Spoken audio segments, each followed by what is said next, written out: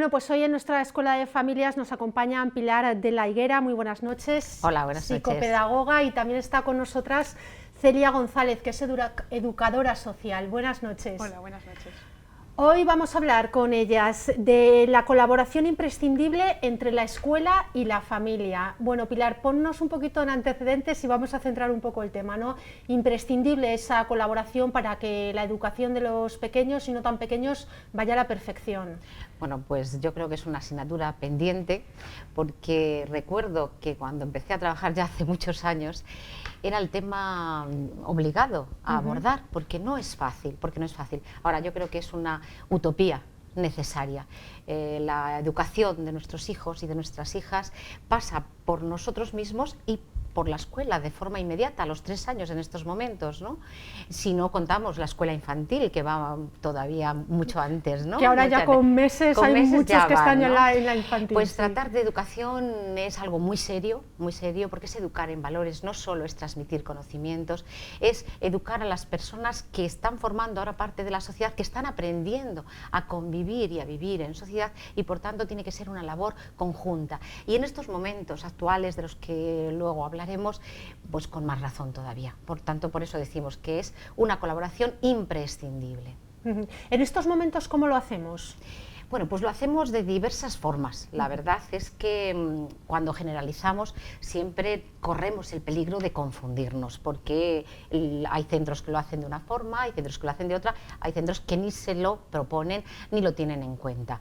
Y depende mucho también de la edad, de la etapa de nuestros hijos, de nuestras hijas. Los padres colaboran, y las madres, mucho más en la etapa de educación infantil. Parece que se prestan también más los educadores, los maestros y maestras de educación infantil a esa colaboración, a esa participación, y va disminuyendo conforme pasa la primaria.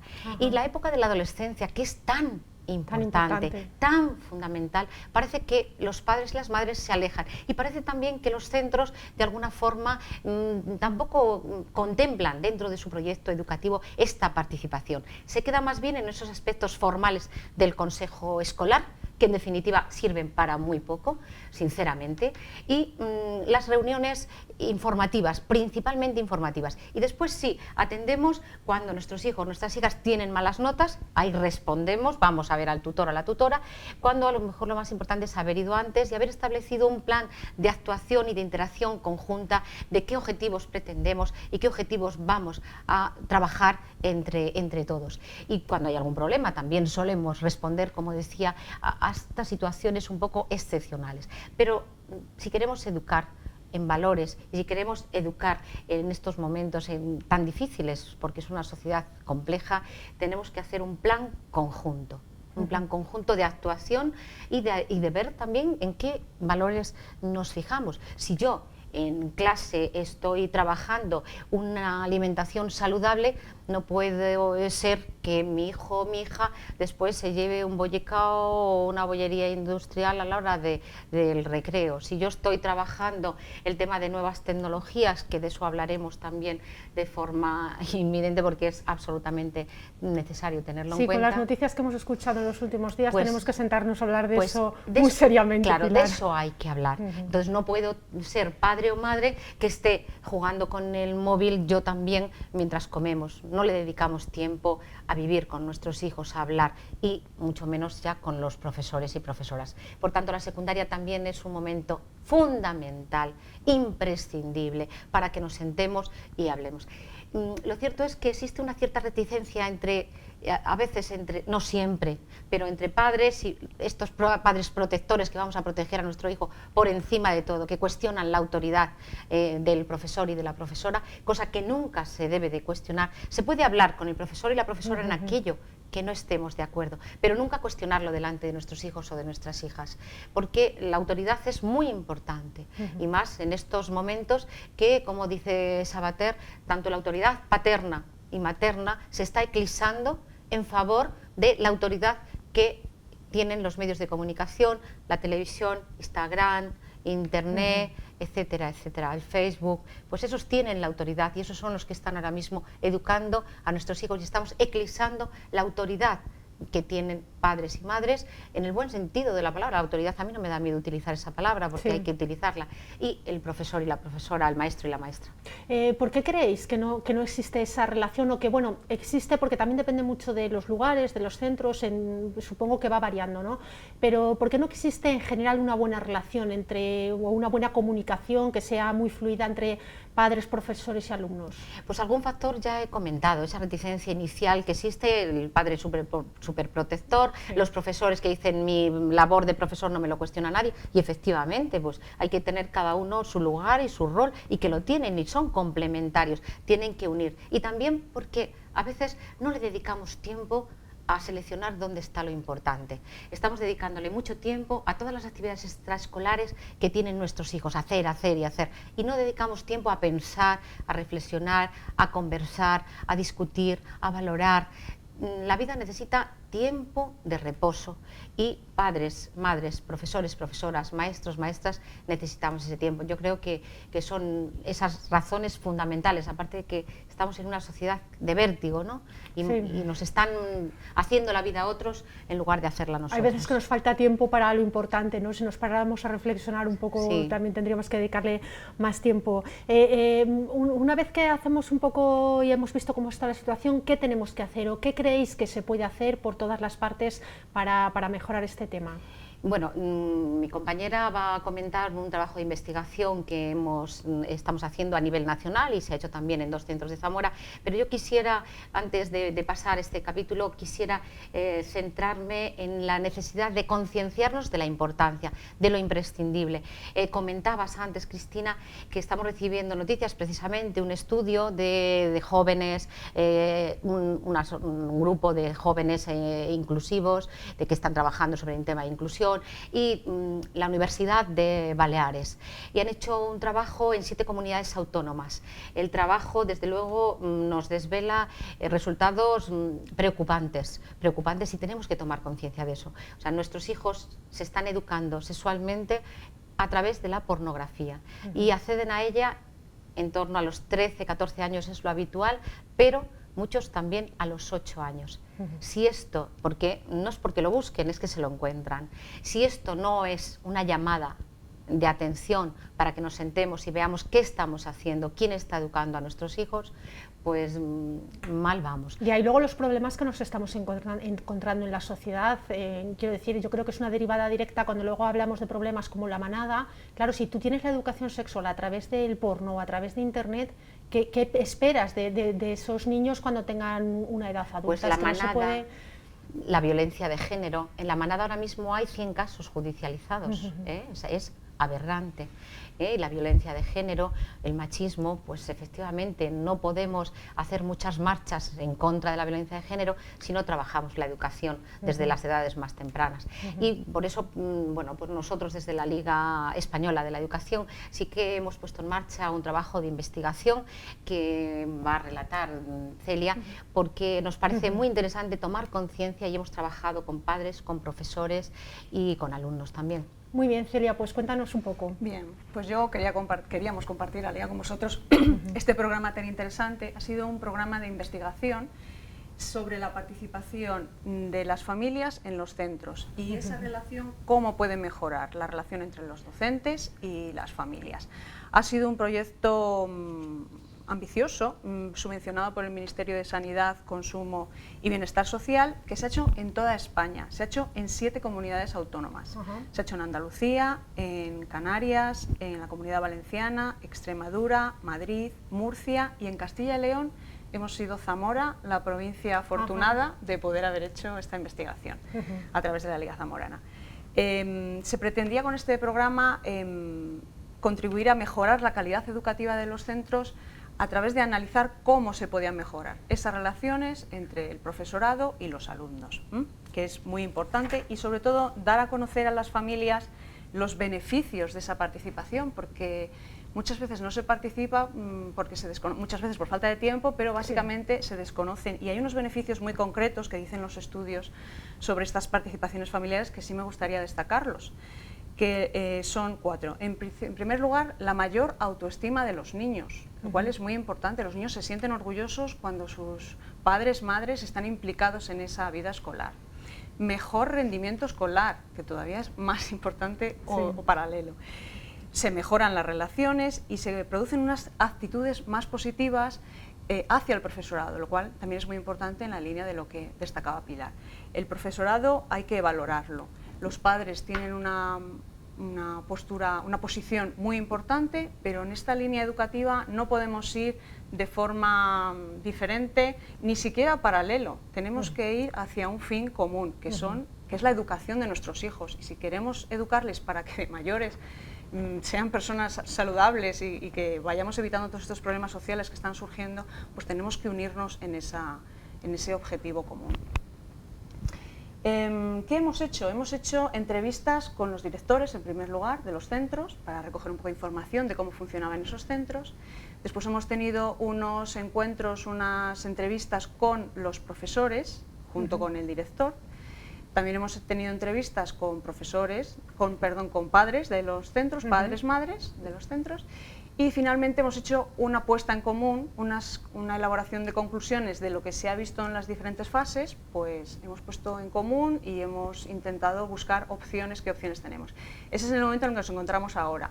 De todo eso se ha hecho un estudio que lo han hecho a nivel nacional desde Madrid, con todos los resultados que hemos enviado de Zamora. Ellos han hecho unas conclusiones y eso.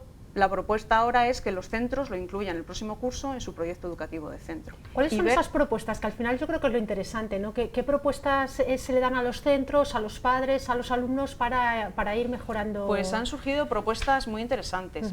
Ha habido padres que han propuesto, por ejemplo, para favorecer la diversidad cultural que hay en muchos centros zamoranos, pues elaborar, por ejemplo, fiestas temáticas para conocer a esas personas de otras culturas y a la vez que vengan y participen, porque parece ser que participan poco. Entre la diferencia de la participación de los padres y de las madres, que al final siempre pasa, ¿por qué? No ¿Participamos más las madres? Sí. Bueno, pues en algún centro también se les ha ocurrido que los padres podrían acudir a contar a los alumnos cuáles son sus profesiones y así pues se va haciendo una parte educativa para los chicos, pero también para los padres les vamos acercando. A meter un poquito dentro del colegio, ¿no? A meter dentro del colegio, es la idea, sí. Implicar a padres de cada curso es fundamental, porque las AMPAs que tienen cada vez un número más interesante de participación. En todos los centros me he encontrado que van mejorando un poquito en cuanto a participación de socios. Las juntas directivas siempre querrían más ayuda, pero bueno, tampoco están tan mal. Y lo que falta es un poco la participación variada, porque al final los que mejor se llevan son los que se unen para participar, y para que esa participación fuese más exitosa debería ser un poquito de todos los niveles. En infantil se participa mucho, luego se va perdiendo. Hay que recuperar un poco de todos los niveles, así que hay que buscar la manera de conseguir que los padres un poco implicados de cada clase hagan piña para mejorar esa relación con el centro. La importancia de un mensaje educativo común, padres, profesores. Los padres en ocasiones ven a los profesores poco implicados o no los comprenden, y yo creo que eso es una falta de comunicación. Y a la inversa, muchos profesores creen que los padres solo se preocupan si los niños sacan buenas notas, o si no sacan buenas notas es que es culpa del profesor, o ven actitudes a la salida del colegio que pues eso no se le debería consentir al niño, pero está el padre delante, yo no le voy a decir nada porque ya está de la puerta para afuera. Entonces, de alguna manera hay que mejorar esa relación. En cuanto hay un problema hay que resolverlo. No puede ser que esas cosas vayan a más y al final queremos un mundo de los profesores son una generalización, los profesores son, los padres son. No, las generalizaciones no nos ayudan. Todos queremos educar a los niños, queremos una sociedad mejor, tenemos que buscar esos cauces de participación. En algún grupo también han propuesto plataformas de comunicación, que hoy en día con las nuevas tecnologías pues es la manera relativamente fácil, más accesible a través de plataformas. Las escuelas de padres se ha mencionado mucho, por ambas partes, por profesores y por padres. Esos boletines informativos que a veces se emiten, circulares, manuales de centro al empezar el curso, eso debería estar más protocolarizado y dar esa información a los padres de cómo podemos favorecer el desarrollo de nuestros hijos. Y los padres a veces también se sienten un poco desinformados y los profesores ahí pueden aportar mucho de cómo asesorar en esa educación. Espacios familiares de encuentro son fundamentales para que la escuela no sea vista como algo ajeno, sino que somos participantes de la escuela. Y bueno, pues en general lo que yo he visto, que falta mucho diálogo, efectivamente. Hay que tener claro que tenemos un objetivo común, tenemos que buscar la manera de resolverlo.